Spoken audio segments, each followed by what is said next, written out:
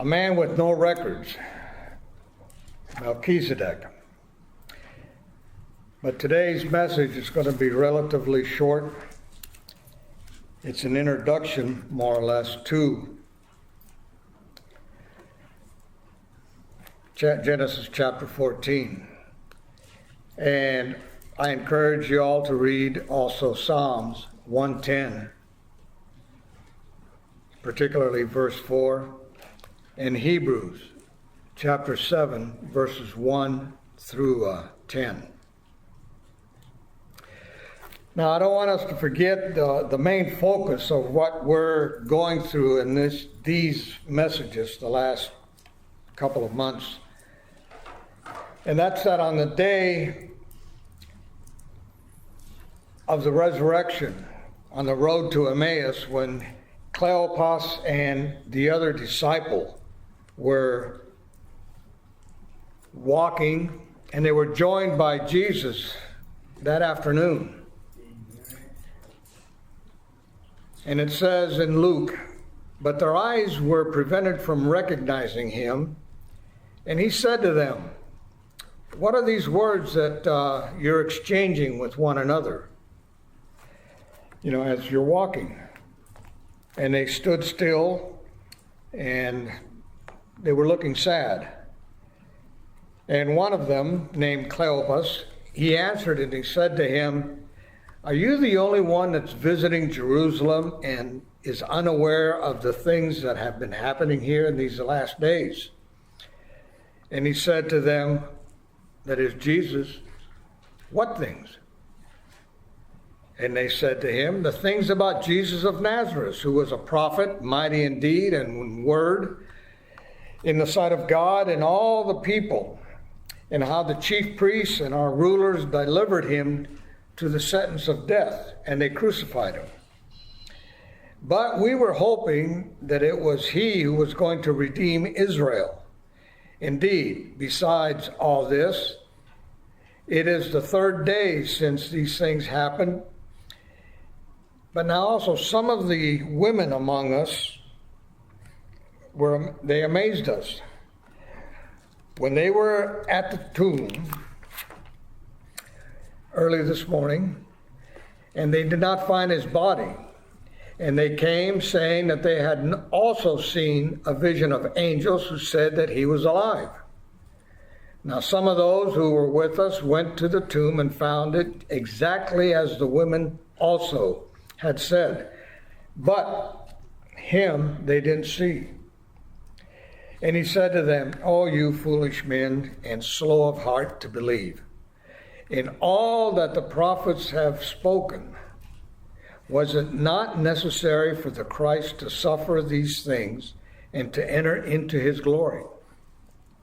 Then, beginning with Moses and with all the prophets, he explained to them the things concerning himself in the scripture.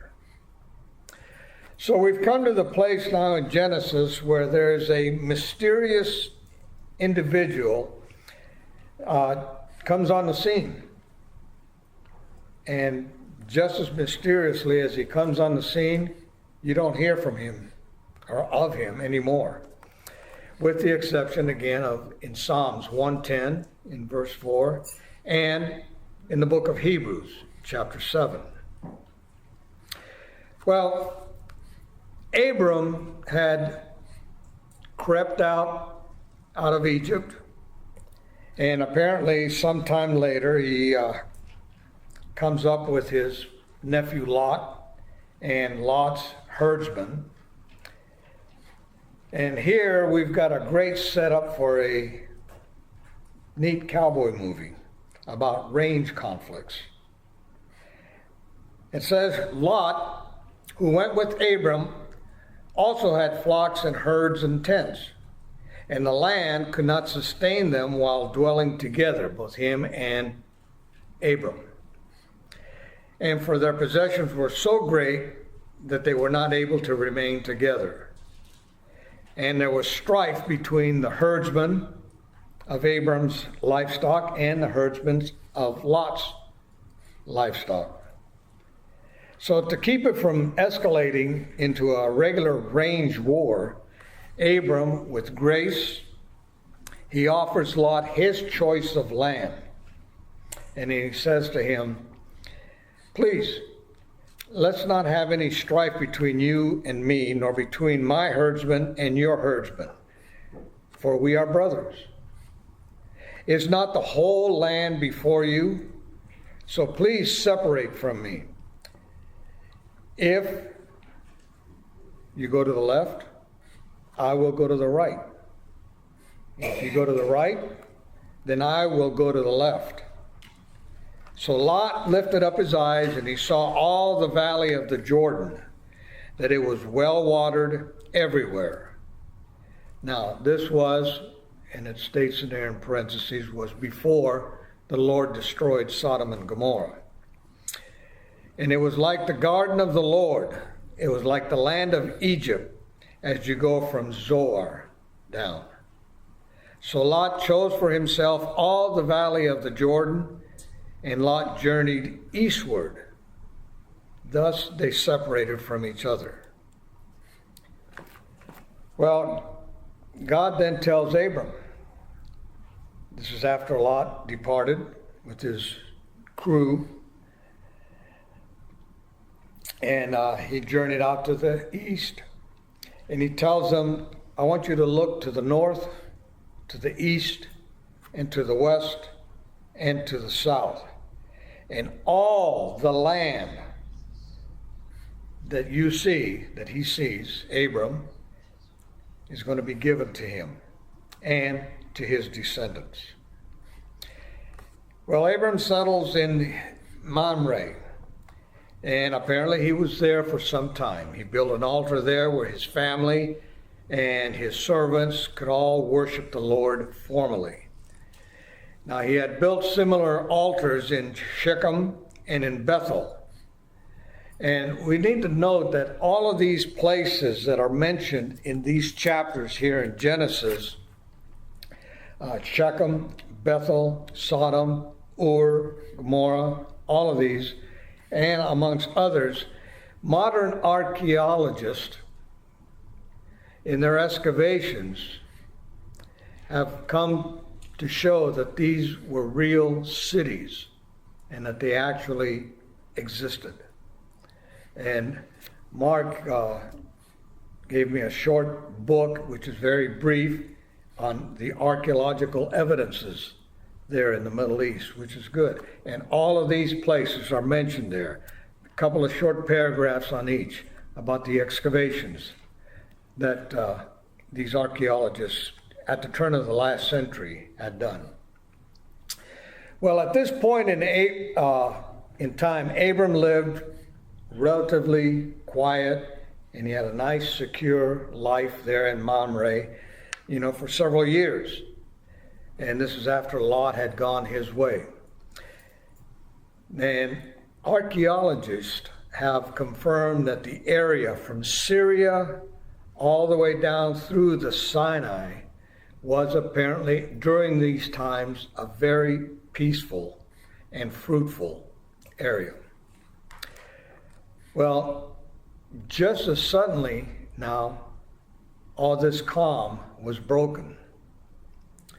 We read that it came about in the days of Amraphel, the king of Shinar, which is Babylon, Arioch, the king of Elasar, Chedorlaomer, the king of Elam, which is the area of Persia, or we know it today as Iran, and Tidal, the king of Goim, which is the area of Turkey. That they made war with Bera, the king of Sodom, with Birsha, the king of Gomorrah, Shinab, the king of Admah, and Shemember, the king of Zeboim, and the king of Bela, that is Zoar. That's 5 cities. Now, all these came as allies, talking about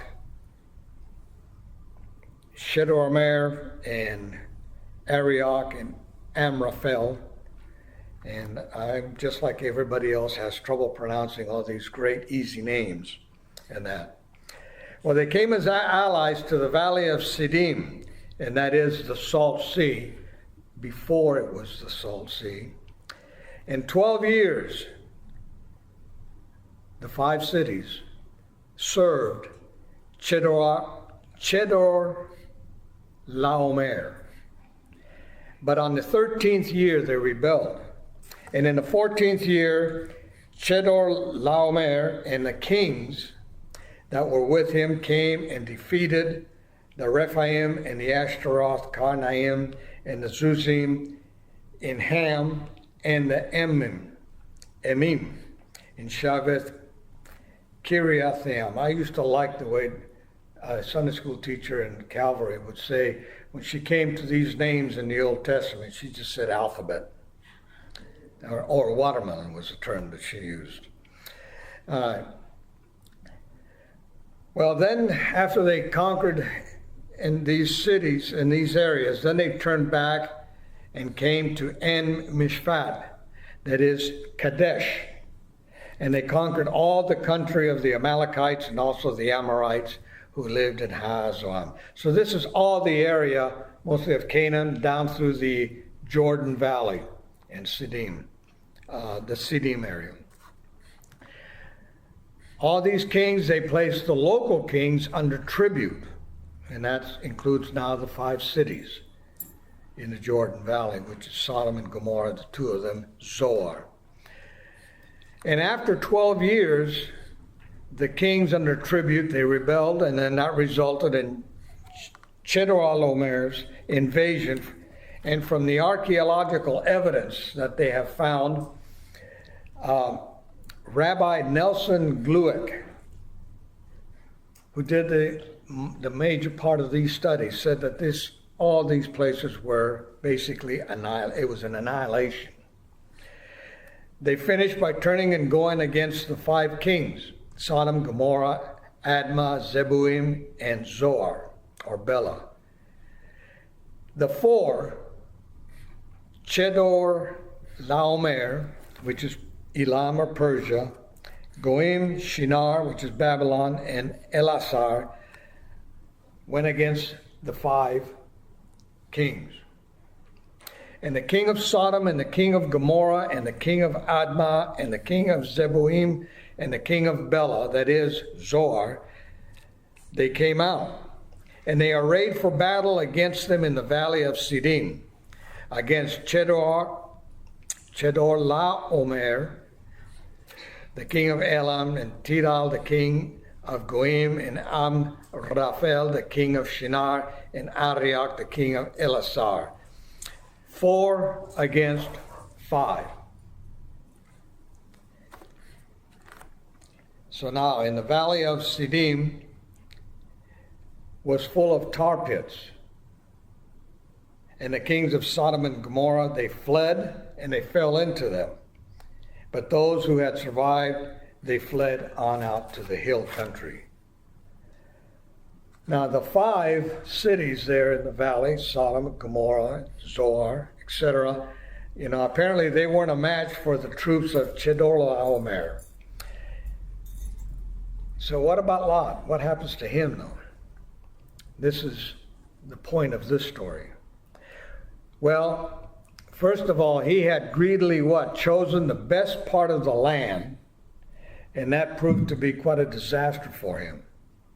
The enemy took everything, all the possessions of Sodom and Gomorrah, and left. And how much had Lot lost?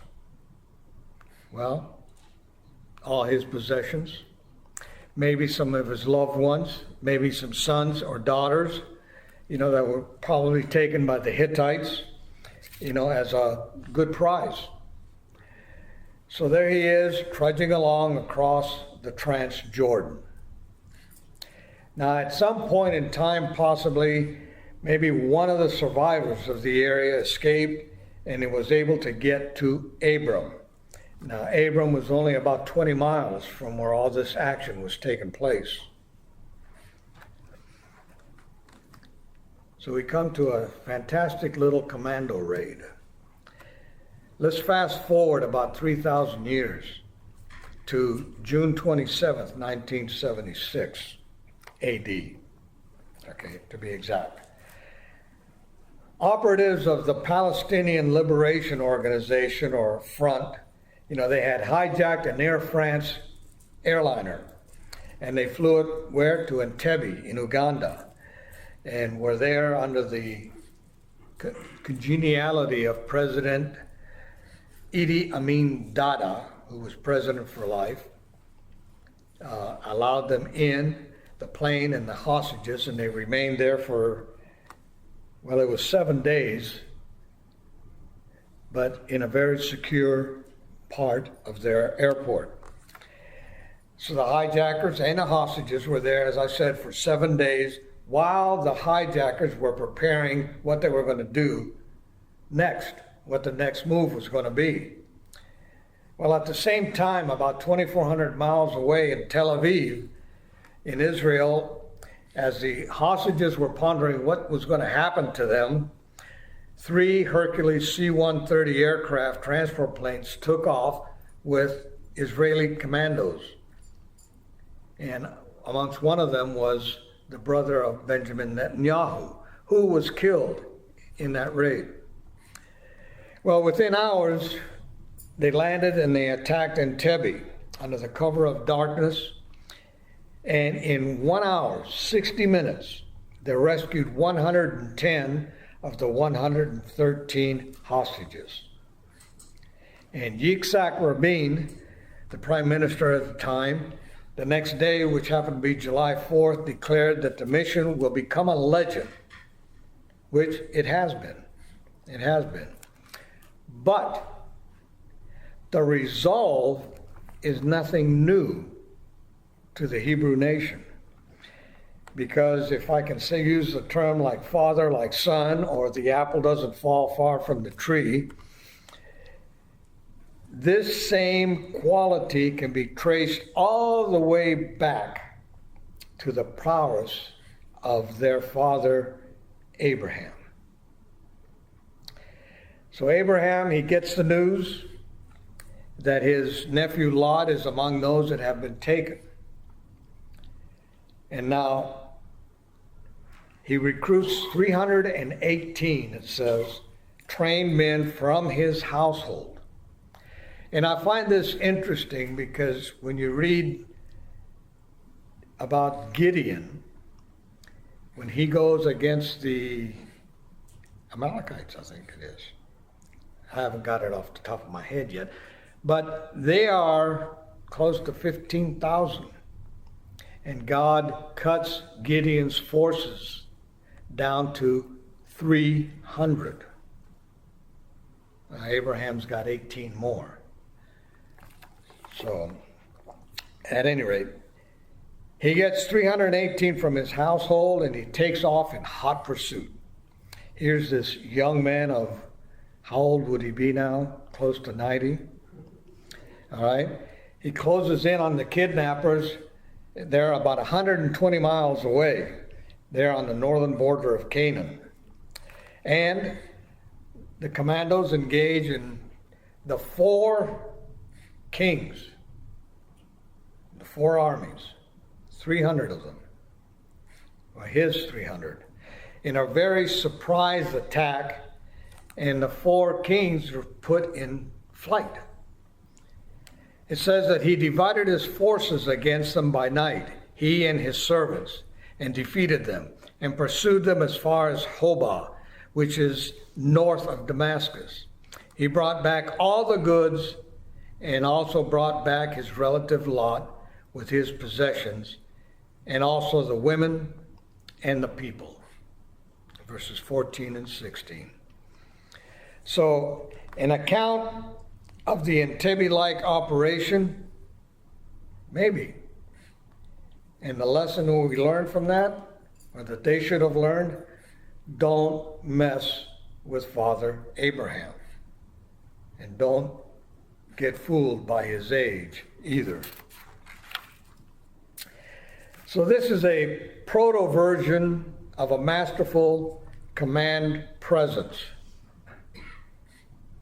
It's I account it to be similar to General Anthony McAuliffe there at Bastogne in World War II, when he was asked to surrender by the Germans, and he just gave them a one-word reply: nuts. Or the leadership of General Frank Merrill of Merrill's Marauders in Burma in World War II. And as Paul and I were talking last night, I would throw in General Raymond G. Davis, who we both met. Leaders. Well, when Abram returns after the defeat of the four kings, he was a hero at the peak of martial success. So if you can, I hope I don't go a little bit too overboard. He's picture him on his mount, his horse, on what he rode, with his sword in hand. Maybe he's dirty from combat after leading his 318 proud men, plus Lot and all the captives and all the plunder, and he brings them down through downtown Salem in a nice victory parade. And what a change that you see in Abram from earlier, the man who, with faith, godly, but yet doing anything possible to save his neck. And now he turns around and he leads his forces into battle to save his nephew and his people and their possessions. Well, if you can picture it in your mind, you can appreciate Abram's somewhat strange and maybe mystic encounter now with a shadowy figure in Scripture. And this is the man who is both a priest and the king of a city called Salem. And the man who has no record on file, there's absolutely no data on him. In Hebrews, it tells us a man with no mother, no father. And commentators are divided, as I have been finding out, on him as to who exactly he was. And this is the man Melchizedek. Now, this is a long introduction to verses 18 to 24. And as I said, we're going to continue this now on the 29th because Melchizedek is one of the strongest types or foreshadows of Jesus Christ, the Messiah.